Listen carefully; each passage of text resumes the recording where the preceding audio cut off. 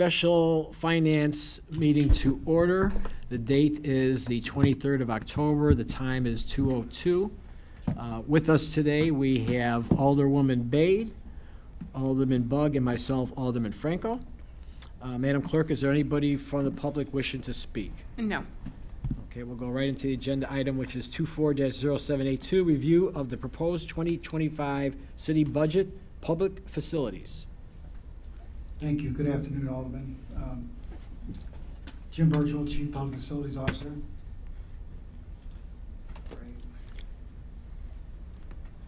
We'll bring up our org chart. We can take any questions on our org chart. Public facilities comprised of 10 divisions, roughly 159 employees. There's no questions. I think we're good. Okay. We'll go right into and each division head is going to come up and give a presentation. Okay. And I'll be available if you have any questions. Sure. Cameron?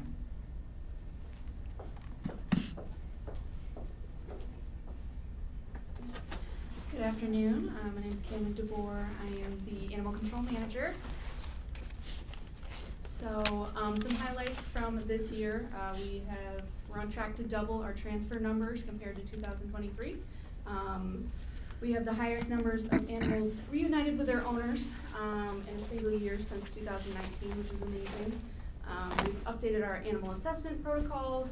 We're implementing Chameleon, which is a new shelter software, which will be much more effective. We're introducing a new and improved volunteer program, and we're also adding 2 seasonal staff that are solely dedicated to animal enrichment and socialization. Cameron, can I ask you about the new and improved volunteer program? There's been some questions about that. We know that volunteers, depending on the topic, can be very passionate. And as we learned from the puppy mill thing we dealt with a long time ago, pet people are very passionate. So I'm not sure, can you tell us why we're going to do the volunteer program, why it was suspended? And with some of the new employees, are they going to work there until the new volunteers get on board? So can you explain that whole process and like a little bit of the background that happened the last 6 months or so? Yeah, so basically when I came in November last year, so I'm not even here yet, getting close. When I came in, we noticed that there wasn't much structure to the program. It was just kind of like sign the application, we'll show you some dogs, go from there. So we tried to add some structure. It started getting a little confusing. So we spoke a lot with the third floor, went through it and decided it was best just to kind of scrap it and start over, just so there's less confusion, all of that. So in the meantime, we have been giving overtime to staff members to fill in those gaps. They're coming in walking dogs on their days off, or they'll stay a little later, come a little early to do that. Those seasonal staff as well. We have one starting Monday. They will be solely for those types of things, so walking dogs, playing with them, playing with cats. So we will have the volunteer program, but we won't be as reliant on them to do those types of things. Our goal obviously is to give the best care possible to these animals. So that's where those seasonal staff are going to come in. But in the meantime, yes, we've been having our own staff fill in those gaps with the animal enrichment and physical activity. Would we feel that with the new structure for the volunteers, if we can get them on a good structured schedule and you get some quality people, that maybe we don't need the staff going forward because we got good volunteers and it will save us some money because they do the job? I'm just trying to spitball on how that would work out, because like I said, we have some good volunteers, some passionate ones. If they had direction, say, okay, if you're going to be here all the time, then maybe we can cut back here. I'm just trying to figure out how that could work. It's hard to say. The goal with those seasonal staff is so that we're not reliant on the volunteers. Okay. So obviously volunteers aren't staff members, they're not paid. Sure. So there were times where they wouldn't show up for a full week, or days that the animals wouldn't have the volunteers coming in. So we don't want to have to rely on the people with the good of their hearts coming in. Because we know that's not possible all the time. Life happens, other things get in the way, and obviously your paying job is going to be more important than your volunteering efforts at our shelter. So those seasonal staff are going to kind of fill in those gaps. and make it more regular. And the more interaction we can get with those animals, obviously the seasonal staff as well will have training on some of the more difficult animals, so they will be able to take out those animals that the volunteers can't. Right. So they'll also be able to fill in that gap of those animals that aren't off stray hold or have some behavior issues that need some more help. And then when you do the new program for the volunteers, obviously you'll communicate to them, what we're expecting going forward, the structure, the reasons we're doing what we're doing, everything's gonna be explained, right? Oh, yes, Okay, I just wanna make sure that, because sometimes when you have situations like this, it's just like a communication breakdown, and when you could fill in those points where we might have been missing some verbiage, that maybe everything gets better. So I just wanna make sure, and I would assume that would happen going forward, but I just wanna make sure.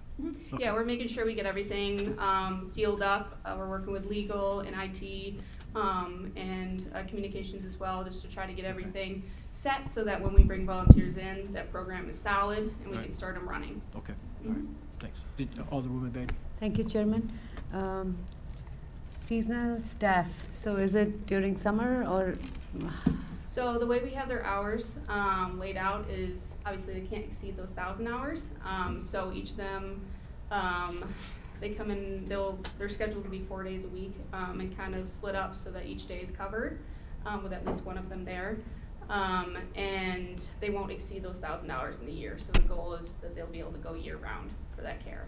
So kind of like part-time, Yeah, kind of. okay.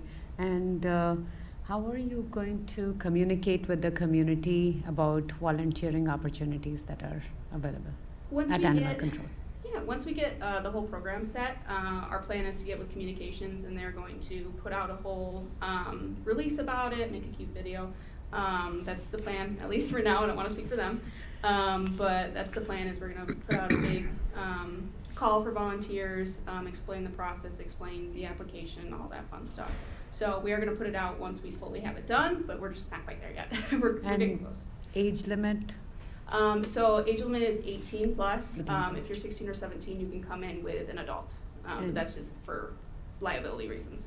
And do they get any training? Yes. Okay. So we have built into this program too, there's going to be a full training protocol. The old program didn't have that. So we're going to have a lot more training for our volunteers when they come in, so they're ready to go. Okay, thank you. Yeah. Any other questions? I think we can continue. Alderman Bug, did you have a question?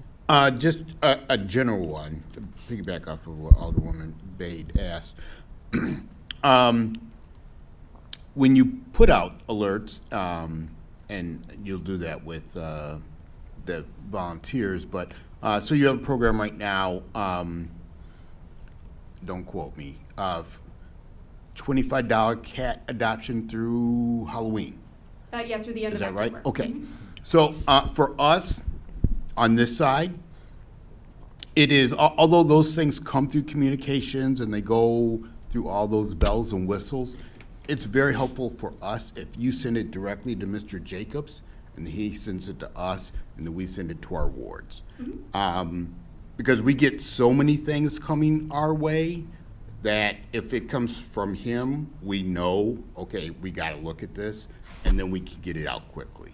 And that's very helpful to us. So, sometimes people don't know that. They say, oh, well, everyone's getting it through communication, so it's going to get out. But this way, we have different avenues to really push it out to people in different ways, so that's very helpful for us. Because I saw that, I think I saw it maybe on the city Facebook page. But anyway, yeah, if you get it to Mr. Jacobs, he'll get it to us, and we'll help you really get the word out on things. Yeah, we can definitely do that. We're also doing free microchipping right now, which I don't know if you know about, but Oh, we can I send that didn't know info about over. that. Yeah. I did Yeah. not know about, okay, there you go. Anything else? I think we're good to continue on, I'm sorry.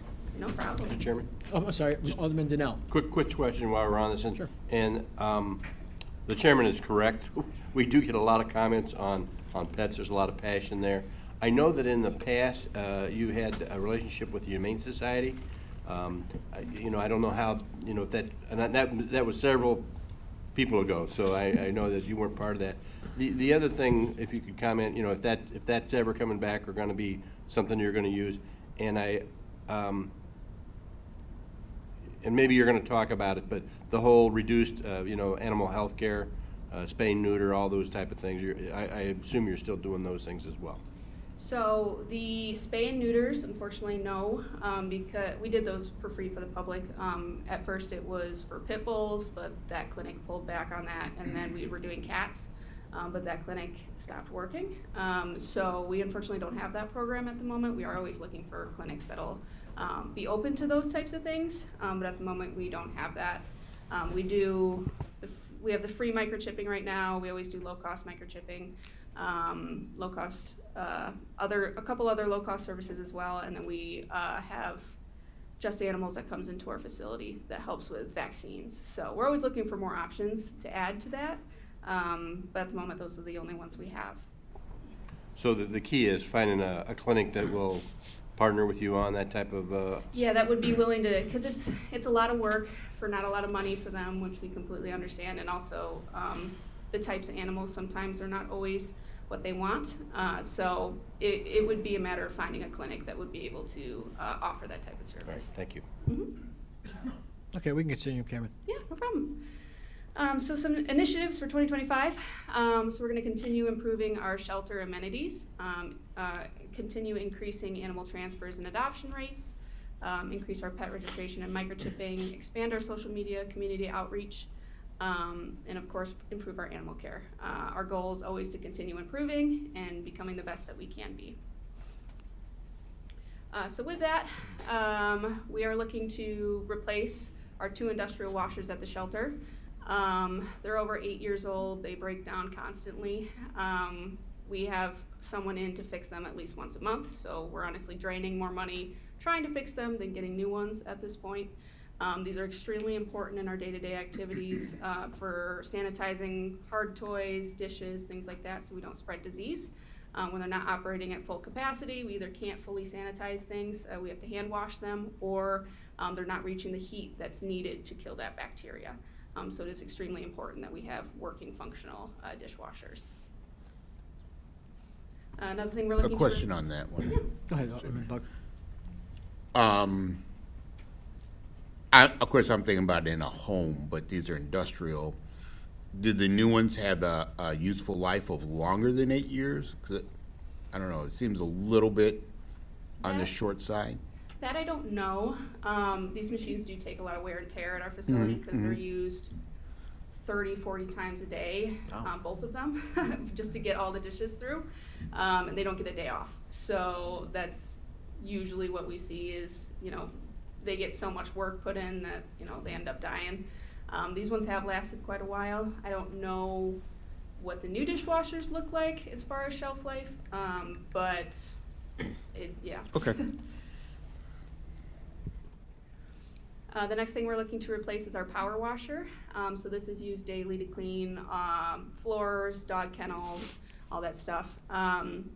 The one we currently have, again, is breaking down pretty consistently, so we're not able to use it to fully sanitize the areas, increasing disease spread. A clean environment, obviously, is a safer and healthier environment for the animals. So replacing this machine to make sure it works at the level it's supposed to is extremely important. We're also looking to hire an assistant animal control manager.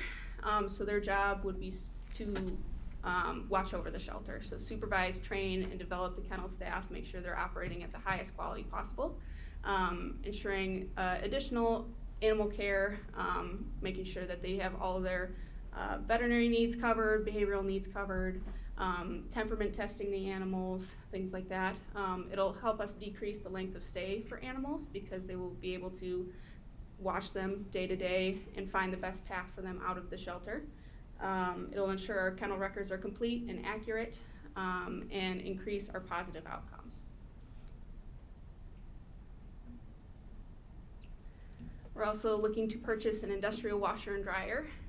Currently, we have a home model that was bought refurbished and is not working very well. So the difference between the home models and the industrial models is the industrial ones get a lot hotter. They sanitize and make sure that all the debris that's in that will be cleaned off and safe for the next animal to use them. So we're at a point, where we just need to upgrade and, and make sure that those toys and blankets and things that the animals need are safe and sanitized by the time they go back into the next kennel.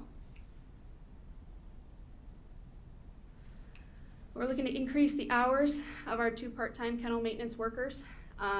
So that'll be additional daily shift coverage, enhanced animal care, and it'll be cost saving versus hiring additional employees.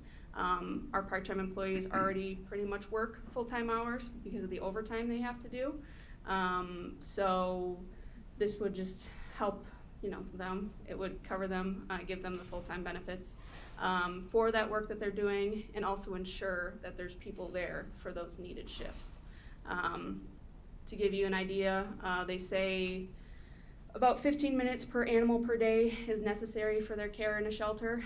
To do that in the time that we have, we would need like 12 people working a day, which is not possible, and we understand that, but we want to take steps towards increasing the care that we can give our animals, and ensuring that we're cleaning to the best of our abilities, and that's not falling on having too many or too little people at the shelter. I got a question about that, and this is just about the math. So there's a cost savings for taking the 2 part-time people and giving them more hours as opposed to hiring more part-time. I mean, we figured out the math. Now, they're not getting, because they're part-time, they're not getting health insurance and stuff like that, right? I believe they do get some benefits, but not all the benefits of the. And I don't know, I'm just asking, because I saw that in there, and I don't know how to look at that. I mean, if it is what it is, it's just that I wouldn't know how to balance that. We're hiring 2 more, but it's gonna save us more if we keep these extra hours, so. But that's what we figured out, that it's gonna actually save us money? By Yeah. just giving them more hours, okay, Mhm. all right. Yeah, and these are union workers as well, so they have a little bit different benefits than the Okay, normal all right. employees. But yes, Okay, we're also looking to increase the hours of our 3 part-time animal control clerks, our front desk staff, again, to cover shifts, improve our customer service, and save those prices instead of hiring new. They are also union workers. okay. They're swamped up front daily. When they have to take lunches, it's usually one person's left for a crowd of people, which is not the best for our customer service. We're missing phone calls, things like that. So we want to increase our staff coverage up front so we can hopefully provide a better service to the public. Is that all I have for you? Do you have any questions? Questions or comments from the committee? Alderwoman Bain? Just a general questions. How many animals do we have at the shelter right now? Right now, we're close to 200. So about 120 cats and I think about 50 dogs at the moment. This year we've cared for, I believe, 1,600 animals, and we're looking to probably hit 2,000 for the full year, so. Thanks, Cameron. Mhm. Thank you, Chairman. Cameron, I got a question for you. It's not necessarily budgetary, but since we have your attention, there's always been questions in the public, and not about the nuts and bolts that go on in here every day, but I got a raccoon that's sick. I got a bat that's got rabies. Who takes care of this, and who traps it, and do we call Kane County? There's always some questions about that, and I don't know that I don't even know that I know exactly, and I thought there was a certain thing about rabies, that we always deal with rabies, but maybe we don't. So do we have, or could we put out like frequently asked questions? I don't even, maybe we even have this somewhere. So when people, they could say, I'm just gonna go on the website, oh, we do take care of this, but we don't take care of that, and Kane County is responsible for that. Because there's always, we always get those questions. I'm assuming that my colleagues get those too. Just to kind of clear up what we do and what we don't do, and why we don't do it maybe. And I'm assuming, Mr. Good Alexandru. afternoon. It's been a long time since I've seen you fine folks. Well, thank Alex you. Alexandru, Chief Management Officer. So if you recall, several years ago, we implemented a wildlife policy. Okay, We removed ourselves from responding directly to these calls. It created a great liability to our staff, getting into places city employees shouldn't be getting into, people's attics and garages and things like that. And so we pivoted with a public policy. It's on the website. Cam updates it periodically. We give people the names of critter getters and all Right. these other companies, and it's crystal clear when people call for those kinds of things. Sure. Now, what we will do is pick up, if there's a dead animal on public right-of-way or public property, we'll pick wildlife up, but we will not respond to Right. individual bats in the belfry, right. raccoons in the attic and all that stuff. So that's on the website? On the Okay, I website, just and wanna it's make sure frequently that- updated. Okay, and I just want to make, I mean, it's remiss of me not to know that, but I do get these questions, and sometimes I don't know So exactly how remember, to. you can always have them call Sure. 256-INFO, Right. and they pull up the Okay. knowledge base that Cameron has updated. But in the new, hopefully new 311, that'll be a whole, there'll be a direct link right to that information. Okay, all right. I just want to make sure that, you know, But yeah, people we're- call, we all on the same We've page. been out as of the far as information. wildlife business for a number of years. Okay, all right. I thought bats in the house was an exception. No exception. Bats are wildlife. So they call, They responded. well, our people responded? Yeah, they shouldn't. Okay. They shouldn't. And if I could, So that's an exception, but was that recently? A couple years ago. Okay. yeah, And the other thing that we had was we had a lot of raccoons with distemper, which, you know, look dangerous but aren't. And I actually had a program where I would contract with a trapper to get those because they were laying around the west side, most of the west side. But yeah, it'd be interesting. Okay. Might double check that Okay. thing.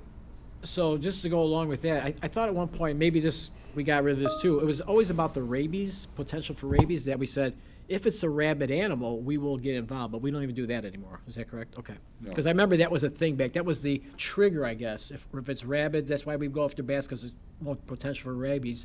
That's our exception about it, you know, jumping into a situation, but that's not even that anymore. Okay, Especially if it's in or on private property. sure, okay, all right. Just trying to clarify. I mean, just want to make sure that Anything we else to call. add today before you?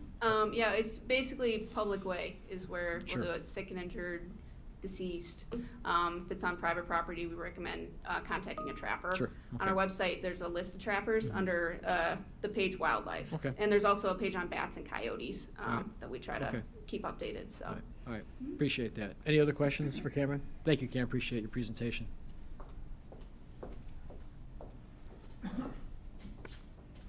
Alderman Jim Burchell, Chief Public Facilities Officer. This position is vacant, so you got me again. So we'll go over a couple of highlights. We completed City Hall tuck pointing. We're now completed all the way around the building.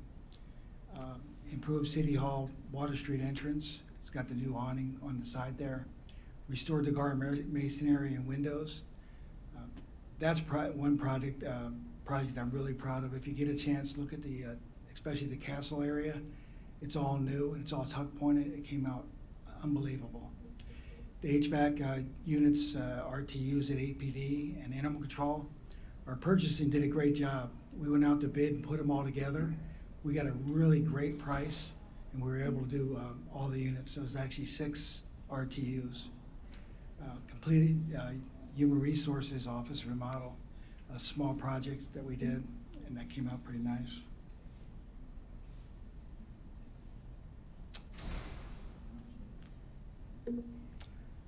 $25 initiatives, projects we have coming. What we do in the finance department, office remodel.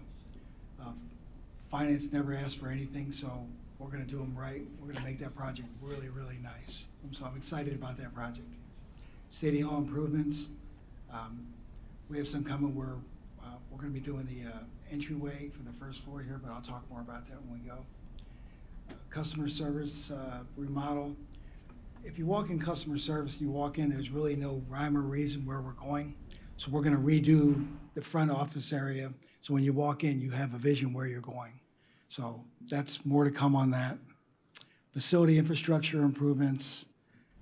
And then our facility management software, we're working with IT so we can get work order generated programs. First decision package is 77 Broadway roof replacement. We've been chasing leaks on this and we put it off, and we're hoping to do 1 to 2 roofs per year per our deferred maintenance study. If you remember, 5 years ago, we did a deferred maintenance study and we evaluated all our buildings, and this is where this comes in. It's time to replace it. We'll get a 25-year warranty and move on. City Hall, 5th floor, kind of the same thing. It's a smaller roof, but we just did all these upgrades on the 5th floor. It's time to redo this roof. Here's more about the customer service remodel. Basically, we're gonna do the entrance, the foyer, front electronic sign, and as you know, this is our new 311 center, so.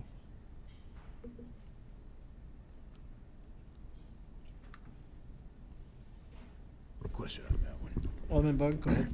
So the electronic sign that we have there, we're just gonna replace that? Yes, Okay. yes, and then we'll rename it to, and I'm not sure what the name's gonna be yet, but that's being worked on. Okay. This one, the police gun range, the way it used to be in the past is the police used to do half of the maintenance and we would do the other half. We talked to the chief and we took it over. So now it's solely on us. We got the same person doing the maintenance and it's gonna come out really nice. Human Resources has another room that we're gonna put additional employees. Small project, we'll have to do an HVAC, we'll do a ductile split, LED lighting, flooring, ceiling, and then access controls. Alderwoman Bate has a question. Yes. About the customer service center, Yes, the whole remodeling will cost $750,000.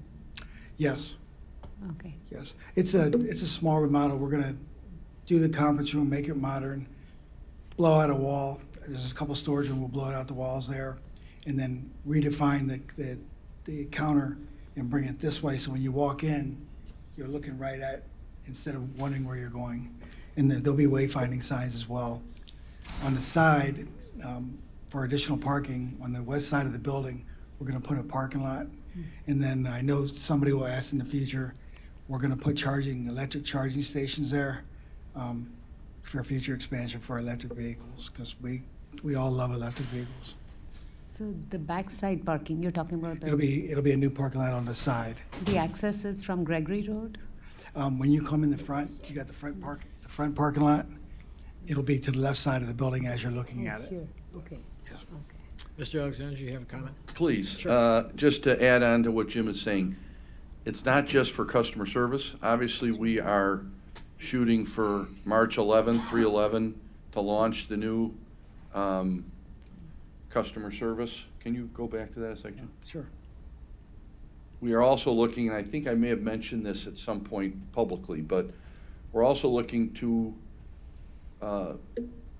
dual purpose some of the space there as what I'll call a city hall annex. So in other words, there will be space in the new remodel side for city hall staff to go. We don't have all the details yet, but as a service to the far east side of our town, to provide Monday through Friday, a couple days a week. We're still working out the logistics to have some frequently visited staff here also be out there as a service so that folks don't necessarily have to come all the way downtown. In addition, we're going to put a kiosk. Mr. Minnick and his team are looking at upgrading the kiosk downstairs here and put a payment kiosk there at front that would be accessible to pay parking tickets, electric bills, and the like. So the building will aesthetically, hopefully when this is done from the exterior will look, it's together with the fire station 8, but it will have a separate identity, separate entrance. The fire department no longer utilizes the front window desk counter area that's if you go into the far right. So that's going to be closed up. Significant enhancements to the conference rooms for HOA meetings, commission meetings, and the mayor and I talked about maybe once in a while we would schedule a finance committee meeting out there or another different type of committee meeting. We're also enhancing the smaller conference room so that it can be more user-friendly for folks. But this is needed for the significant enhancement we're doing for 311 in customer service. They're gonna be taking all the calls, you know, there's a whole strategy we're rolling out along with the Granicus website and along with what you all approved for the 311 module. So it's exciting, and I think those of you who represent constituents on that side of town, it will be a significant opportunity for service enhancement, constituent engagement, customer service. So it's gonna be pretty cool. And while we're there, we're right-sizing some of the parking and what Jim talked about, front and back. So it's exciting. At least I think so. Thank you.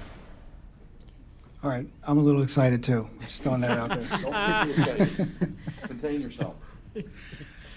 Okay. 5 East Downer, we have a 10-ton package unit that we'll be replacing. It's beyond its life expectancy. This one's digital evidence. We have basically, there's a room over at the PD that basically what we're going to do is we're going to put in a server room, and there's 2 digital evidence people that do a special project, but I don't want to go into what the police do. We're just building it for the police. They do the stuff that nobody else to do. Basically, exterior painting around the PD. If you ever go over to the back side of the PD, there's the TAS building, and they have all that metal infrastructure all the way around. And it basically, the reason it was there was you don't see the RTUs in the rooftop units. So basically, that's rusted and needs to be maintained. It's starting to look pretty bad. Remodel the APD courtroom. This will be the small courtroom we use for administrative hearings. Soundproof walls, and then basically a couple TVs. We're putting a TV, moving the witness on the other side of the room, and some IT stuff. This is the one I was talking about earlier. This is going to be the first floor when you walk. Question on that. On the, is it remodel the courtrooms or remodel the judges' room? I thought it said the judges' room. We changed it. It's going to be the courtroom. Oh, okay. The judge is out? The judge is out. Okay. He can fend for himself. Yeah, I just got to make. Hopefully, that wasn't recorded. Oh, you are. Thank you. This is going to be, now this is an exciting one. When you walk in the first floor and you're coming through the side entrance and you look down at the floor, it's got the hodgepodge tile. And then when you come down, our new freshly renovated HR, when you come down, you got that old flooring all the way down. This is to remove all that flooring, that old planter right outside HR, that'll be removed. We'll do all new flooring all the way out, and including the lights and the ceiling. So I take it that when we do all this kind of stuff in this building, we're not looking for a new building anytime in the near future about moving City Hall to somewhere else. I know there was always talk about potentially moving it, but obviously with all these different things going on here, we're staying. You know, I asked that question a couple of years ago because I didn't know where we were going, and I was told nothing's going to happen for 10 years. So we're Okay, moving ahead. sure. APD, this is RTU replacement for the TAS building. These are special AON units, which basically means they provide 100% of the outside air to move the volume. It's for evidence. Power washing, the building's older. We have a new station 4 that's going to be built next door. It's starting to show dirt and algae on the walls. We want to make it new, so it doesn't stand out next to the brand new Station 4. This is another exciting one. City Hall restrooms remodel. As you all know, our bathrooms are older. This is going to make them where they're going to modernize them, easy for me to say, and then make them ADA accessible. And then with the new code has changed, so every bathroom now has to have a floor drain for code. Our bathrooms do not. So that'll be the hardest part of the job, is we'll have to put floor drains in every floor. Front walkway stairs, trips, falls, we're gonna redo the stairs in the front of APD and court. City Hall front entrance doors replacement. The doors, if you ever look at the doors, they need to be repaired. They've been repaired multiple times, but you have weather or wind coming in the middle of the doors. So this will be called to replace the doors, just like we're gonna do at the Aldermans. And they're gonna be beautiful. Just so, all right, moving on. Okay, now this is, I'm gonna say this is gonna be a fun project, just to say that. This is the renovate the Alderman's administration area. We all know there's not enough room when you guys are trying to have a private conversation. So more to come on this one. Basically, what we're gonna do is we're gonna draw it out and then get feedback. So Hogan Space, 51 East Galena. This is the second floor. Basically, what this space is now, it's used for archives for the GAR. As you know, we're doing 745. We're renovating that to move the archives into where it'll be humidity controlled. This area will be empty. It's basically a flat, unrenovated space. So this will give us more additional, so whatever we want to do, if we want to make offices, this year it'll be just basically drawing it up, throwing some plans out there, and find out what it could be. So we don't have a specific purpose yet, we're just gonna build, set it up, and then we can decide later on what we wanna go in there? Correct. Okay. Casino parking deck, this is for structural maintenance and repairs. We did a Walker survey on this. This is as the deck becomes ours, we want to take over the maintenance and, like we always do, be proactive with the repairs. So with this one, obviously there's gonna be normal annual repairs. Did we feel that the casino was doing their job up to this point, doing their repairs, so we don't have to come in and do anything extra? Or Absolutely. is it just gonna be normal for us, not doing something they should have done in the past? That's a great question. We met with them yesterday, and they showed us everything they did. They did a lot of the T-joints, a lot of repairs. We're really happy where we're at. Okay. So they did a lot of stuff they really didn't have to do. So in your opinion, they had done what we would have done if we had been responsible for that facility? That's correct. Okay. Mr. Alexander? So I thank you for bringing it up, Mr. Burchell. So we didn't just meet with them, we met with them yesterday, but we've been talking to them this entire time, even prior to the council approving us moving forward. This is the valet deck, right? So people get things confused. There's 4349 Galena, which is the one across from Wabanzi, which we own, that they will be vacating later once the casino's up and running and they move their offices. This one is the valet deck owned by ACA right now that we're in the process of, we're in that window of preparing to close to purchase it. We were very pleasantly surprised with the additional information they brought yesterday about this garage, from a structural perspective. Jim and Derek had Walker, an outside consultant who's done the Stolp garage for years, look at both this garage and the Galena garage. And the list is pretty manageable. The casino had done some of the structural issues in addition to some of the cosmetic. But we now have a full list that we can compare to the Walker study. And then Jim and Derek have budget to start doing the work. So obviously they're gonna continue to do work at the Galena one that we own, but now focus, once we get this under our control, to start prioritizing. But it's a lot of handrails, surface, we'll take a look at the exterior, maybe a little longer term.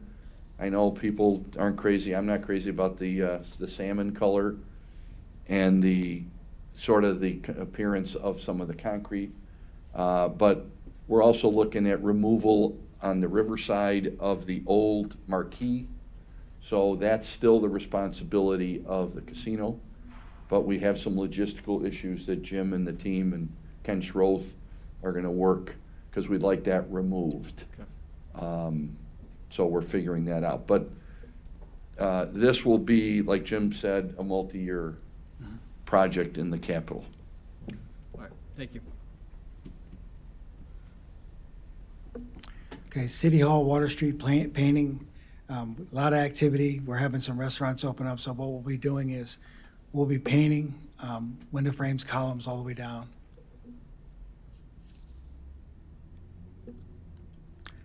This is an additional custodian to add to the central services team.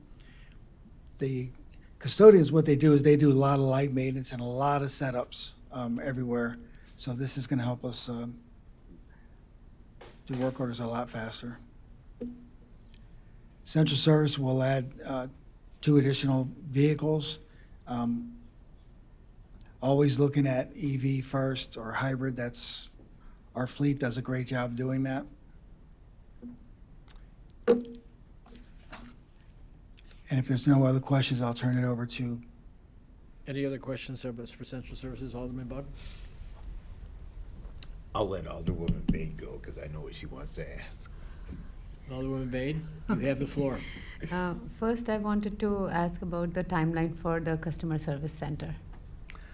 that's a good question. Basically, we're in drawings right now with the architect, and we're going back and forth, making sure that we have the drawings all finalized. So we're looking at, we'll be coming to for approval, I'm hoping in December timeframe to get approval to move forward, then we'll go out to bid. So, will the rooms be still accessible? They'll be accessible until we shut down for construction, and we'll send something out for that. Okay. And the parking lot too? The parking lot will be accessible until we start to work. Okay.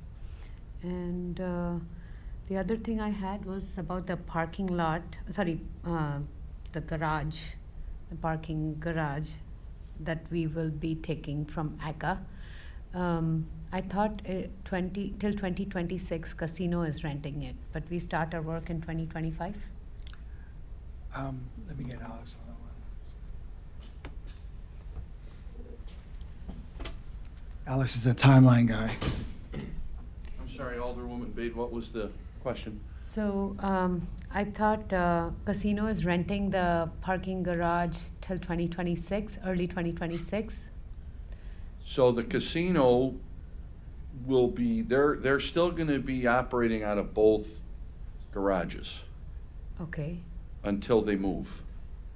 So we will be basically taking over ACA. whatever leases or anything, so that, and I think Chris Minnick, wasn't it about 14 grand a month or something? Yes. That was flowing, so that 14 grand would come to the city, Starting when? starting after we close. So, all right, so I think Alderwoman Bade's question was, it's not gonna start earlier, it's gonna start when they leave. No, when we close to purchase the garage. Okay, so that's gonna be Then we earlier take than that. the, yeah, it'll be much earlier. Okay. It'll be hopefully within, I think we put a 60-day window to close on the purchase, I'm sorry. Okay. So we are purchasing, as part of our approved council action, the valet garage, the one off of New York Street across from the casino, behind North Island Center. So that's gonna be ours. So the one that we are discussing today. That's Can the, we go back to the screen, that's the please? valet. Can you go back, Jim? Oh, of course. That's the valet deck on New York Street. That So, one. Yeah, so. So you see the multi-year- building in the back? Yeah, To the right, that's North Island Center. multi-year project 2025 to 2028. Yes, We are starting our maintenance from 2025. yes, because we're gonna own Yeah, it. Own it. I Yes. thought till the time casino is renting, they are responsible for taking care of the maintenance. That's the Other one. 43 West Galena one. Okay, got it. Correct. Thank you. Alderman Bug? Yeah. Parking's confusing. Thank you so much, Mr. Birchall. Very important, and to upkeep the buildings. It looks very good. Not that this building is more important than the others, but the Alderman's office. And thank you for the front. I just want to talk about the side door, is that also being replaced? We can look at that. The front doors are, front, inner, and outer are gonna be replaced. We have not looked at the side door, but we can. Okay. No, not necessarily, but just temporarily, and we've talked about it actually this week.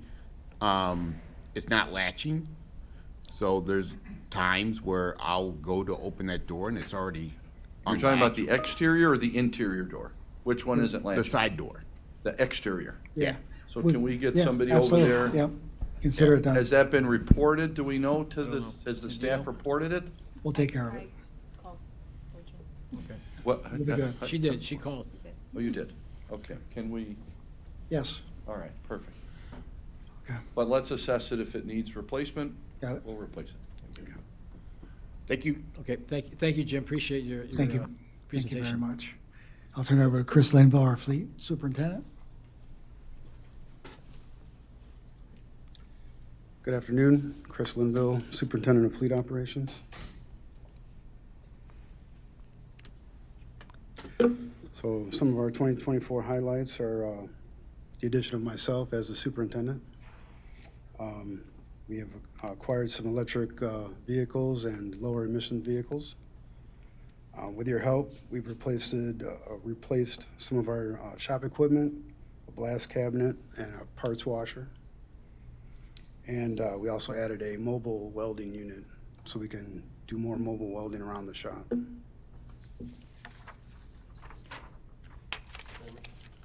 Alderman Donnell, go ahead. Could you elaborate on what electric vehicles we currently have? Sure, we have,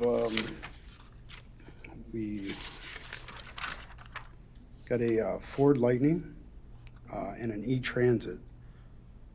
And we also have previous years, but we have a couple of Bolts, and we have the Tram, which is also electric, and the Zoom. Mhm. So some of the initiatives, we're going to be getting a new maintenance facility, so setting that up is going to be pretty important. We're looking to get the Automotive Service Excellence Recognition Program, which recognizes our technicians as top-notch, ASC certified, and that we are committed to their development and training. We want to expand our technical training, and we want to reduce fuel consumption by expanding our EV and hybrid fleet and anti-idling enforcement. Can you explain what the anti-idling enforcement is? It sounds great, but where is it and how do we do that? So there's a couple different ways. One is monitoring how much fuel usage versus mileage. And then through some of our vehicles that are equipped with the GPS, that can calculate how much idle time that those actually have. And that'll reduce, obviously. And the we fuel can make consumption. reports and send those to the division heads, yeah. Okay.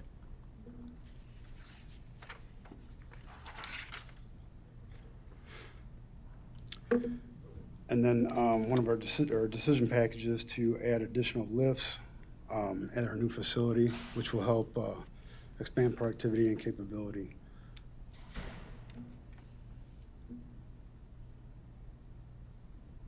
Are we good? That's Okay, I pretty- just wanted to make sure. Alderman Bug, you have a question? Yeah, just a general one. And maybe it's for Mr. Burchell, I don't know. With like West Aurora, and they're expanding their service program over there, really trying to heighten that. Have we ever taken, through HR, taken our internship program for like some people coming out of the West Aurora program? And because I know they get a chance to work on cars and things like that, but not, we have the big trucks and those things. So have we ever, tried to get some West Aurora, or other places, to come in as interns and hopefully later on become employees of the city? Derek Winston, Director of Public Facilities. The extent of our involvement with the high school maintenance programs has just been donating vehicles. So they have not reached out to us about internships. We did add 2 seasonal employees in the hopes of exposing the area youth to the field. But as of now, but that's something we could look at though. Okay. Thank you. Thank you so much, appreciate it. Thank you.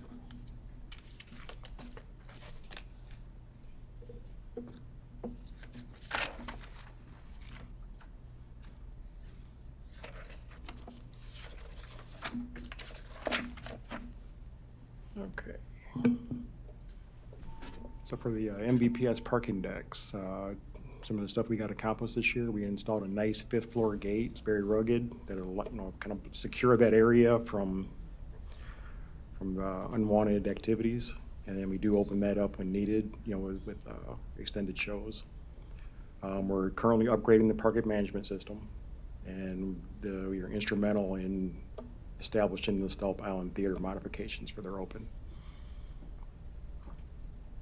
And then in 25, we're going to continue to maintain the facility, improve on the functionality and the appearance, upgrade some of the wayfinding and signage, and put the city's brand on it.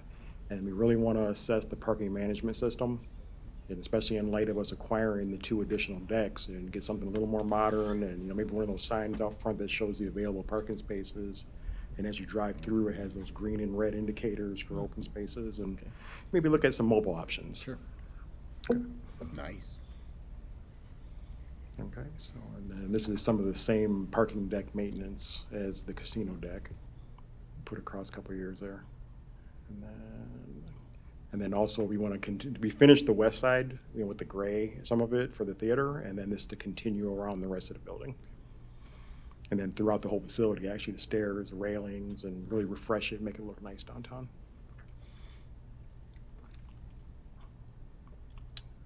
For transit, we got some stuff we got done here in 24. I don't know if anybody's seen it out there in 25. On the west bank of the main parking lot, we installed that ornamental fence, the black one. Prior to that, we had that rented chain link, so it looks beautiful. Some various grounds improvements, and we are in the process of refurbishing the old antique benches inside the station that was carried over from the old station back North Avenue. And that'll be done by the end of the year. The East Permit Lot area improvement project was done, and they added a pickup drop-off area, because that's that middle lot that you come in behind the hotel. And then we added 2 platform commuter shelters with lighting and heaters. And then in 25, we're going to go ahead and try to repave that main lot. And in light of REP being down next summer, it's the perfect time to do it. Continue to improve the station function and appearance. And then we want to take a look at the current pay systems and improve some of the technologies there, as similar to what we're doing at the parking decks. So one of the decision packages for ATC, we want to replace the current floor scrubber. It's kind of reached end of life, and it's kind of given us some problems, and some of the parts that we have on there become obsolete, so it's time. One of the 2 air handlers in the facility is about to conk out. We're kind of limping it along, and I just want to get that done so we can accommodate the warming and cooling shelters for the public and the commuters. And then the 59 soffit repairs. So earlier in the year, the soffit system on the front side of the station, opposite of what you see there, showed signs of failure, so we were able to fix that. We inspected the backside, it's secure, but we want to go ahead and take care of that as well to ensure that there's no failures. And that'll also include upgrading the lighting, making it nice, bright, safe. Also, that out there we're on a well, and the current water conditioner is ready to replace, so we're doing that. And then we want to replace the siding on the maintenance garage. That's right when you come in that front circle there, and it's right off to your right. And that's where they keep all the toolkit that's out there and some of the tools and equipment. And then also install some gutters, so then that way we can route that water away from that concrete, and that'll result in less ice to have to control and preserve that concrete and surfaces. And that's all I got. Thank you. Any questions? Thank you. Thank you. One last thing we want to add, we always say we're going to say this, but at the end of the day, we want to thank you guys for all that you do, because we couldn't do it without you, on behalf of the public facilities, so thank you. Jim, thank you, because you guys do a wonderful job. I did have some questions that we didn't kind of go over, just a couple quick ones. So for the airport, we're spending $70,000 to cut down trees. Does that sound right? Yes. How many trees are we cutting down? It's, that's our next presentation we'll have. There's quite a few, and we'll have a map. Okay, it'll make more sense. okay. And then I think the other one was, we budgeted an extra $25,000 for mowing, which is a big jump. Are you familiar with that? So that seems like a significant jump. How much more mowing are we doing, or is it just costing that much more? For the airport, No, I think this was just general for mowing, period. I would say because the costs have gone up. Okay. Off the top of my head. Okay, all right. So we're gonna have another presentation for the airport? Yeah, it'll be the airport, golf, parks and zoo. Oh, okay, so that'll be, okay, I'm sorry. I Yeah. just saw that in No, this that's okay. particular thing, so that's why I brought it up. Okay, all right, Yeah. we'll ask that question again then. Yeah, we're the lucky department. We have two special, but it's nice. It's a little bonding time. Yeah, sure, okay, good, well, anybody have any other questions for Jim? Well, again, thank you so much for your presentation, and we look forward to doing the next group. Thank you. Thank you, all right. Anything else to come before the Finance Committee? Hearing none, do we have a motion to adjourn? Motion to adjourn. Second. We have a motion adjourned by Alderman Bay, second by Alderman Bug. All in favor, say aye. Aye. Opposed? Passes 3-0, and we are done at 2:58. So